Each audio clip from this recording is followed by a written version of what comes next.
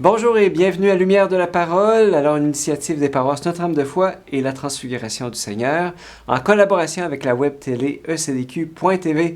Alors ici Dominique Lerouzet, ça me fait plaisir d'être avec vous pour méditer la parole en ce samedi 28 mai. Alors mettons-nous aujourd'hui à l'écoute de l'Évangile de Jésus-Christ selon Saint Jean. En ce temps-là, Jésus disait à ses disciples: Amen, amen, je vous le dis. Tout ce que vous demanderez au Père en mon nom, il vous le donnera. Jusqu'à maintenant, vous n'avez rien demandé en mon nom. Demandez et vous recevrez. Ainsi votre joie sera parfaite. En disant cela, je vous ai parlé en images. L'heure vient où je vous parlerai sans image et vous annoncerez ouvertement ce qui concerne le Père. Ce jour-là, vous demanderez en mon nom. Or, je ne vous dis pas que moi je prierai le Père pour vous, car le Père lui-même vous aime, parce que vous m'avez aimé, et vous avez cru que c'est de Dieu que je suis sorti. Je suis sorti du Père, je suis venu dans le monde. Maintenant je quitte le monde et je pars vers le Père. Acclamons la parole de Dieu. Louange à toi, Seigneur Jésus. Bon, quand Jésus dit ce que vous demanderez au Père en mon nom, il vous le donnera, bon, est-ce que c'est une manière de parler ou on peut vraiment tout demander dans la prière? En plus, il va jusqu'à rajouter, jusqu'à maintenant, vous n'avez rien demandé. Demandez, vous recevrez pour que votre joie soit parfaite. En fait, pour bien comprendre, le en mon nom est hyper important. Des fois, dans l'imagination, je me mets à la place de Dieu qui reçoit des milliards de prières par jour et qui sont certainement contradictoires entre elles.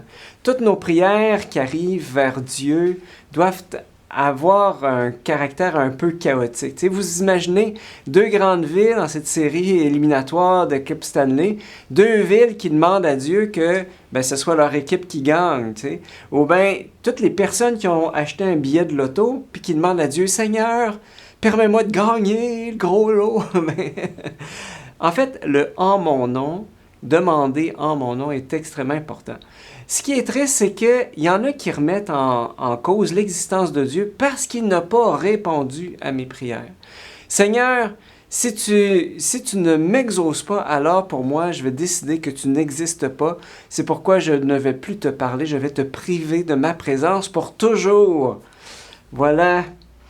Mais c'est drôle parce que ces gens-là peuvent remettre en question l'existence de Dieu, mais ils ne remettent pas en question la qualité de leur foi.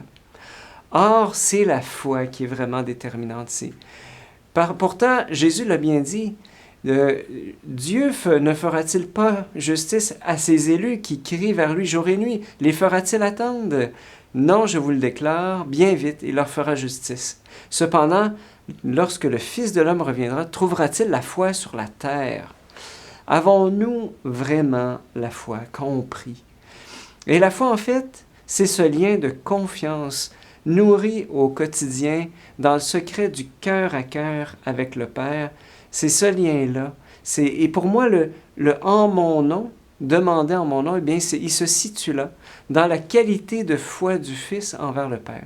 En fait, la foi authentique, c'est pas seulement Dieu qui écoute mes prières, mais c'est aussi moi et toi qui écoutons la prière de Dieu. Si je suis libre de tout demander à Dieu, est-ce que Dieu, de son côté, est libre de tout me demander pour son plan d'amour sur moi?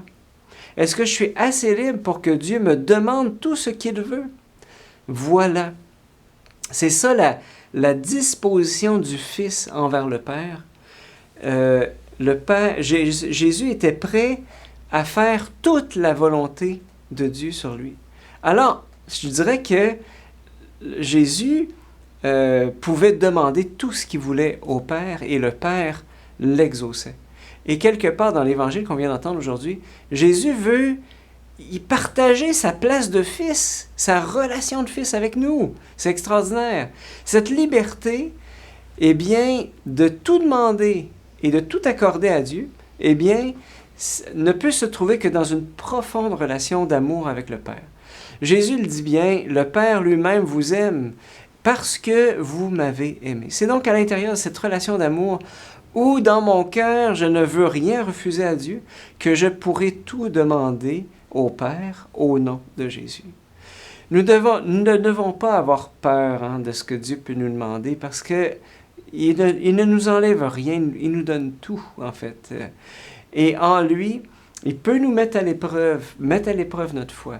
Mais son désir, c'est de nous aimer, c'est de tout nous donner, de nous combler.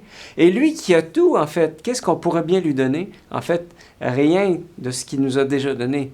Mais la seule chose, je dirais, qu'on peut lui donner, c'est toi et moi.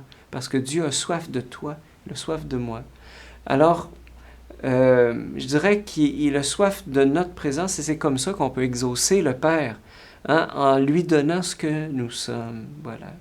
Alors, Père, puisque ta volonté c'est de m'aimer, alors que ta volonté soit faite.